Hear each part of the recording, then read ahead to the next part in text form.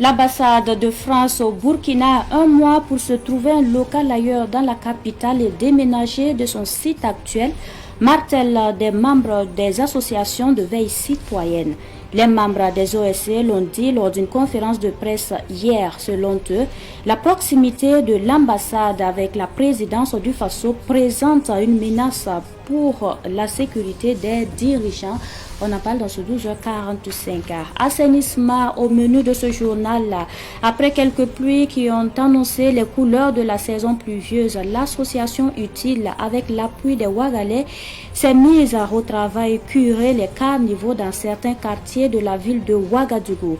L'objectif de ce curage est sans doute de réduire les risques d'inondation, d'assurer l'entretien et la gestion des ouvrages de drainage et contribuer à améliorer le cadre de vie des populations.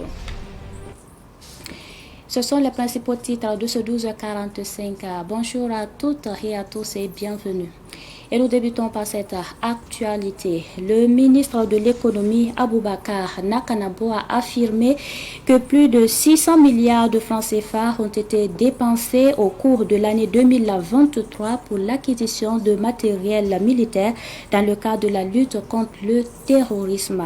Le ministre a ajouté qu'au vu de la quantité de matériel acquis, la transition va orienter les dépenses vers d'autres secteurs prioritaires. Dans ce sens, environ 56 milliards de francs CFA ont été éjectés pour éponger une partie de la dette intérieure au cours du mois de mai passé.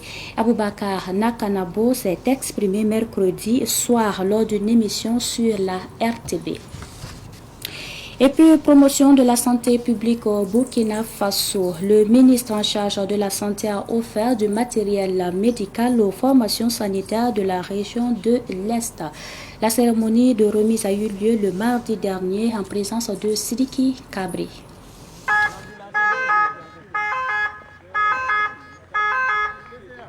Une ambulance et du matériel composé entre autres de lits d'hôpitaux, de matelas, des tables opératoires et d'accouchement pour les formations sanitaires de la région de l'Est.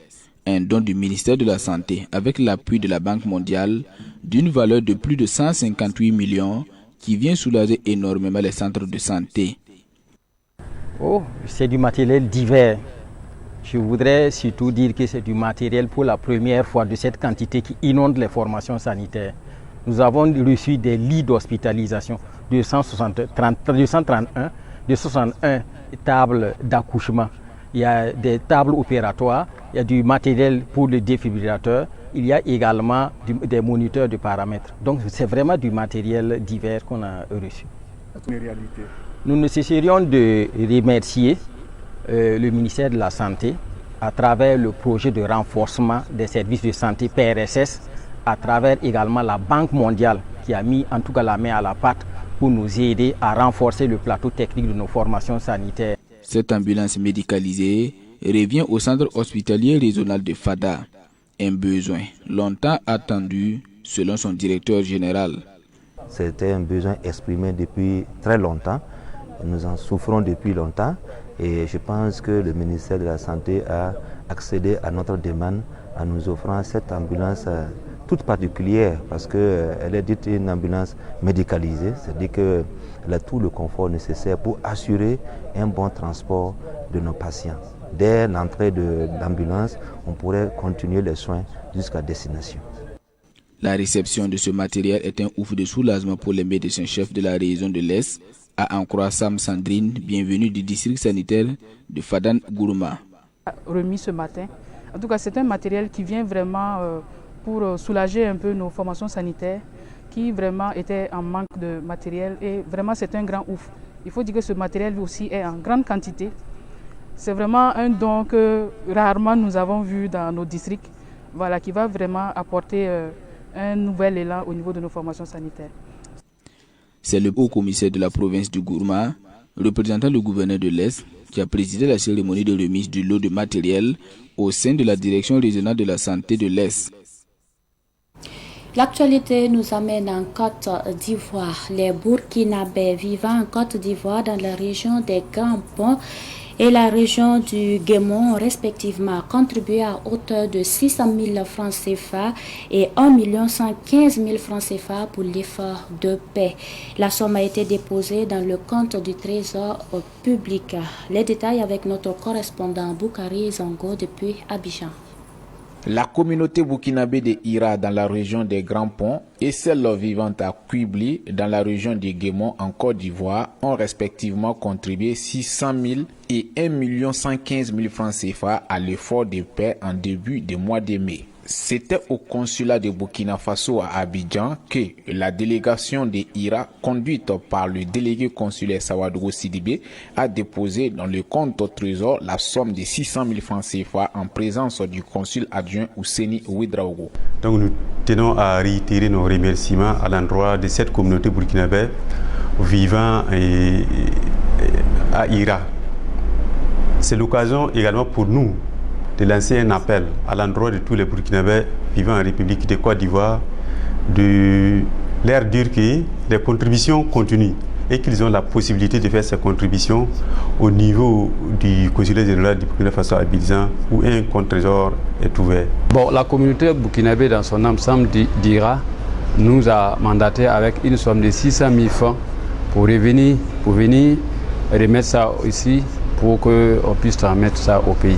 Pour ceux qui ont déjà contribué, nous leur disons merci parce que tant que notre pays n'est pas totalement libéré, nous ne pouvons pas baisser les bras. Quant à la délégation de la communauté burkinabé vivante à Quibli, guidée par le délégué consulaire Koulibaly Ouakamou, c'était au consulat général de Soubré qu'elle a effectué les dépôts de 1 115 000 francs CFA. Cette contribution, combien importante, est le signe de l'engagement patriotique de la communauté burkinabé et de son attachement à la mère patrie. Depuis l'appel lancé, nous avons été témoins des actions entreprises par la communauté burkinabé. Et je tiens à dire merci à ceux déjà qui ont participé et je lance un appel à ceux depuis qu'ils sont en train de se préparer, qui ne sont pas encore arrivés, qui sont en cours de route. Je les encourage de venir un peu vite. On a eu en tout, c'est 1 115 000 francs.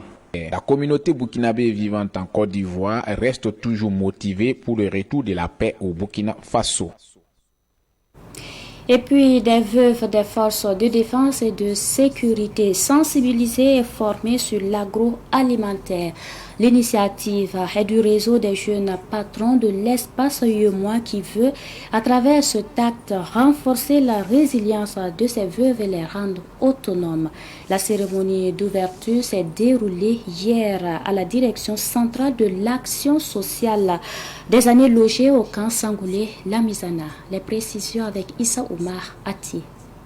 Elles ont toutes perdu leurs époux sur le champ d'honneur en défendant la patrie. Ces femmes veuves des forces de défense et de sécurité sont sensibilisées et formées sur l'agroalimentaire par le réseau des jeunes patrons de l'Union économique et monétaire ouest-africaine. L'initiative portée par ce réseau des jeunes permettra entre autres aux femmes veuves des forces de défense et de sécurité de connaître les b.a.-ba du domaine de l'agroalimentaire pour subvenir aux besoins élémentaires soient-ils de leur progéniture, explique le président du réseau et le parrain. Nous avons préféré apporter notre contribution en termes de renforcement des capacités pour essayer d'outiller ces femmes afin qu'elles puissent affronter sereinement le monde de l'entrepreneuriat. Vous n'êtes pas sans savoir quand on parle d'entrepreneuriat, voilà, il y a des gens qui y rentrent sans la moindre connaissance. Maintenant, aujourd'hui, nous sommes avec des femmes d'entrepreneurs, des femmes entrepreneurs en agroalimentaire qui vont sensibiliser et partager leur expérience avec ces femmes, voilà, aujourd'hui, pour leur montrer les difficultés, les débouchés, voilà, du monde d'entrepreneuriat. Il y a lieu de parrainer cette cérémonie pour accompagner nos braves femmes combattantes de FDS. Bon, il faut être vraiment pour entendre ce genre de parrainage et puis ne pas vouloir le faire parce qu'aujourd'hui, nous avons vraiment besoin et nous devrons vraiment soutenir ces braves femmes, voilà, pour que vraiment leurs maris qui sont au front puissent vraiment avoir le tonus et continuer vraiment la reconquête du pays.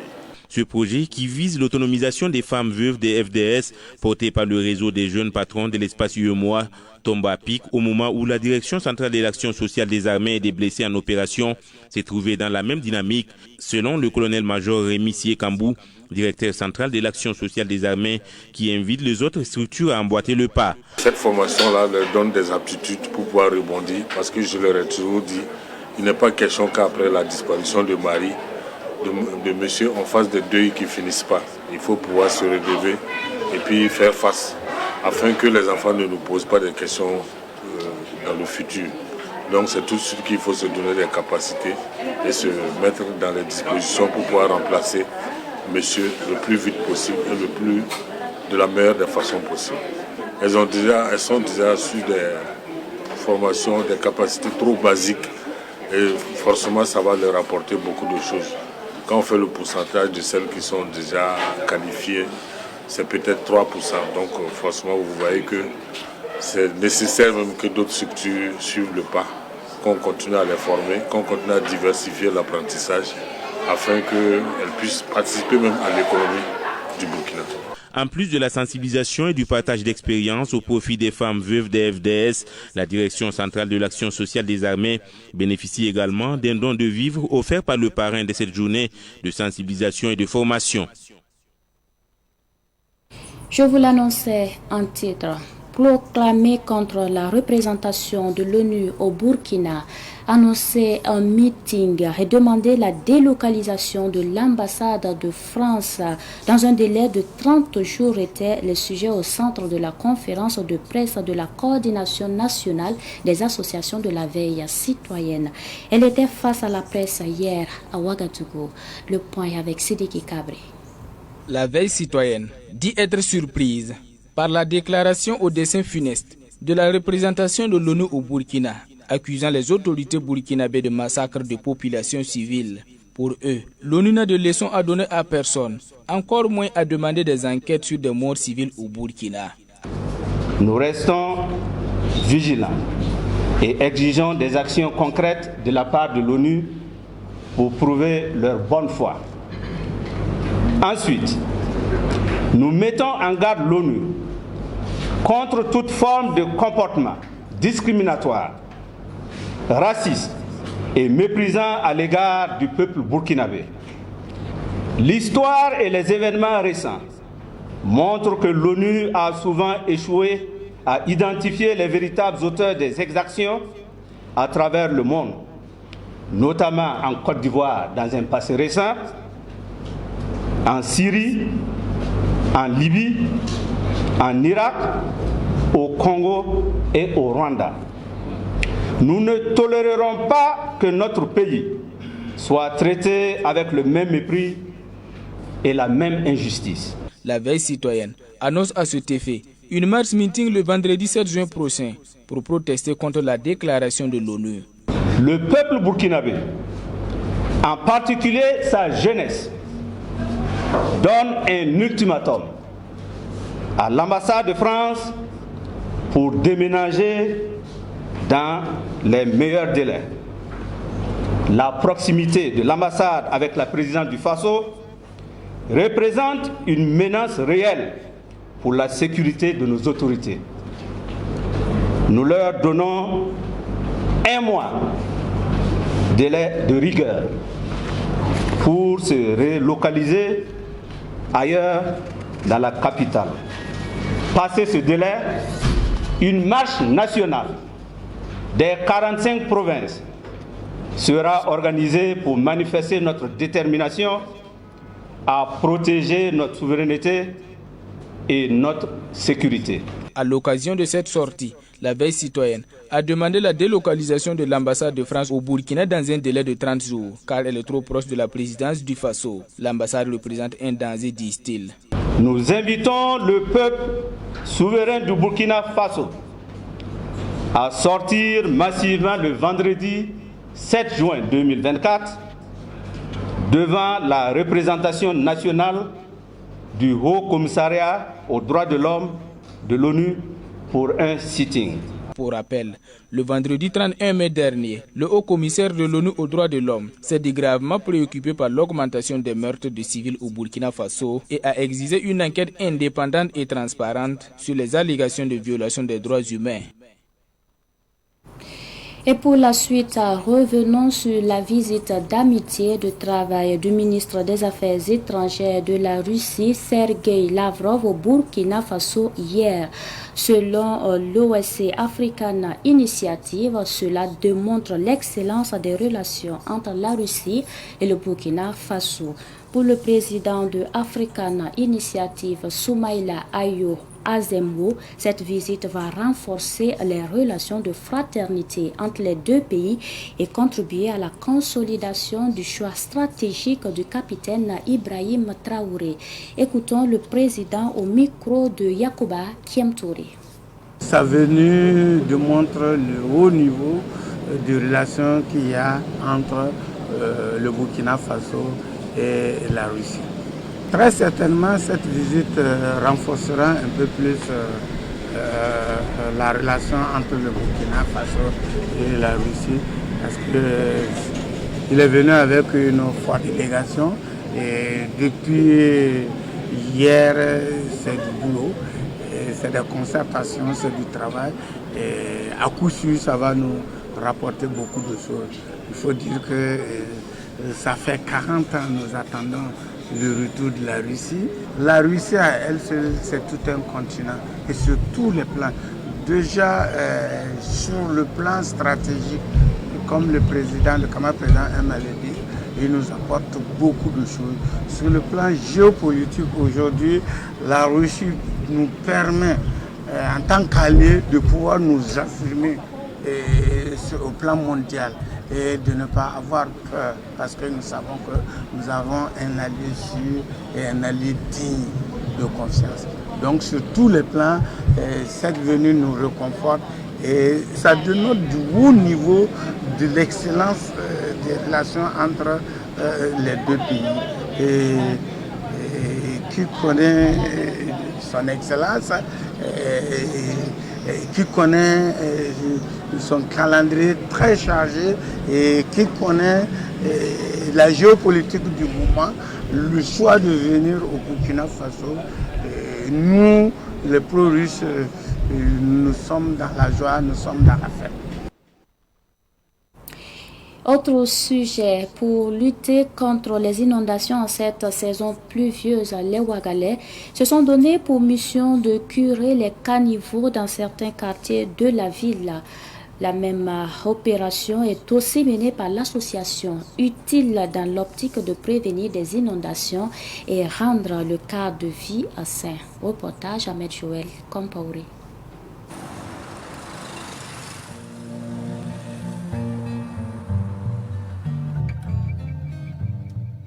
La saison pluvieuse qui avance à petits pas pose déjà des défis aux populations. Les prévisions d'inondation des services de la météo amènent les habitants de la capitale à curer les caniveaux. À notre niveau, nous aussi on essaie de vider les caniveaux. En plus de cela, on nettoie nos devantures. On essaie aussi d'inviter les autres à ne pas mettre les ordures dans les caniveaux, parce que c'est dû à cela que les caniveaux se remplissent. J'invite la population à se procurer des poubelles, voilà, et à être de bons citoyens. Je voudrais vraiment inviter les autorités à d'abord sensibiliser la population, voilà, pour qu'ils évitent de jeter les ordures dans les caniveaux.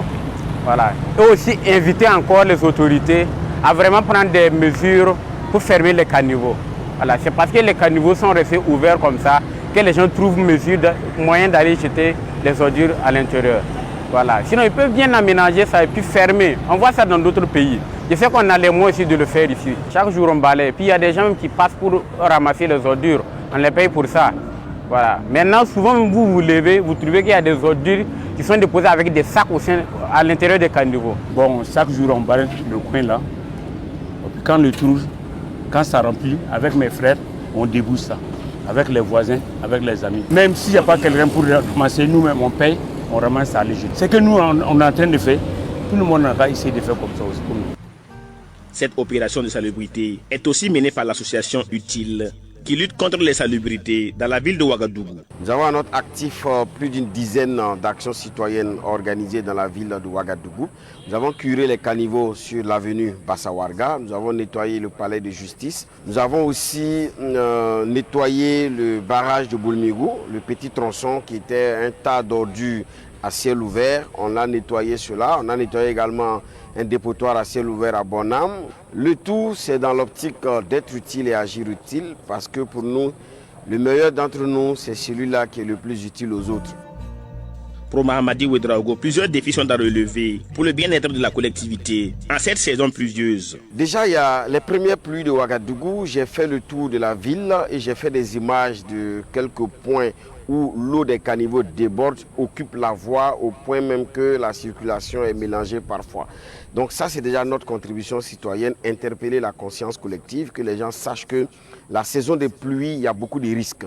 Si les caniveaux ne sont pas dégagés, l'eau ne pourra pas circuler comme il se doit. Nettoyons beaucoup, faisons beaucoup de propriétés, plantons beaucoup d'arbres. Au finish, c'est nous tous qui allons en profiter. Le défi actuel pour notre pays, c'est d'investir énormément dans le travail collaboratif citoyen. Que la mairie ne pense pas qu'elle est seule à relever les défis de la vie. Que l'État ou le gouvernement ne se retrouve pas seul à faire le travail. Il faut que ce soit l'État avec ses représentations, la mairie, le gouvernement, toutes les structures étatiques, publiques comme privées. Il y a aussi les citoyens. Il faut que nous aussi on se réveille. Il faut que nous aussi on arrive à donner du contenu à notre engagement citoyen, à notre engagement patriotique. Quand on aime son pays, on jette les ordures à la poubelle. Quand on aime son pays, on plante beaucoup d'arbres. Quand on aime son pays, on nettoie autour de soi. Quand on aime son pays, on fait en sorte que tous ceux qui sont autour puissent en sortir.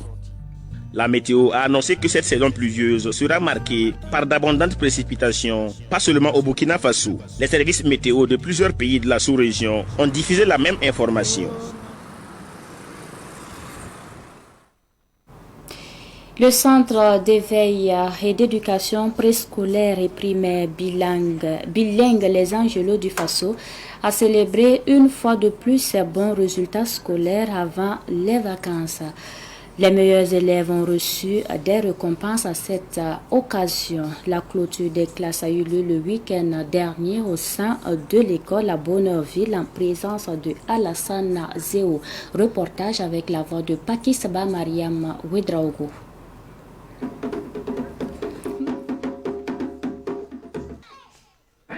Chants, ballets et démonstrations d'arts martiaux étaient au menu de cette journée de clôture de l'année scolaire 2023-2024 au Centre de veille et d'éducation préscolaire bilingue primaire. Une ambiance qui traduit les bons résultats scolaires. Après une année de dur labeur, nous avons pu surmonter quelques difficultés. Nous sommes très contents aujourd'hui. Merci aux parents d'élèves d'être venus et merci à la fondatrice aussi qui a ménagé tous les efforts nécessaires pour que cette cérémonie réussisse. Awa Fatim Diga et Massoud Kima sont des élèves en classe de CM2. Pour eux, l'année scolaire s'est bien passée. Je suis la première de ma classe et j'en suis fière. Et je crois que je peux avoir mon CEP et l'entrée en 6e. J'en suis fière de mon école et je vais redoubler encore d'efforts pour avoir mon CEP et l'entrée en 6e. Bonne chance à mes camarades de CM2. C'est avec satisfaction que les parents d'élèves ont assisté à cette cérémonie de clôture des classes. Un grand travail qui est fait et vraiment nous les demandons de continuer dans ce sens pour vraiment que la formation de nos enfants puisse vraiment être au niveau où nous tous nous attendons. Pour cette année scolaire, 85 élèves étaient inscrits. Parmi eux, 5 sont à la conquête du certificat d'études primaires CEP.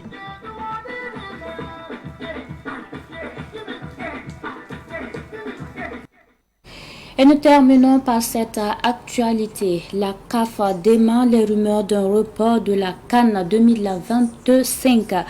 Selon des sources officielles, contrairement aux spéculations qui ont circulé sur le report de la CAN et reprise par de nombreux médias, aucune décision de ce genre n'a été prise par la Confédération africaine de football. Le comité exécutif devra se réunir pour décider des dates exactes de la compétition. La CAF publiera ensuite une déclaration officielle sur le sujet. Les amoureux du ballon rond sont invités à attendre le communiqué officiel. C'est l'essentiel de cette édition. Merci pour votre attention et pour votre constante fidélité. La suite du programme dans un instant.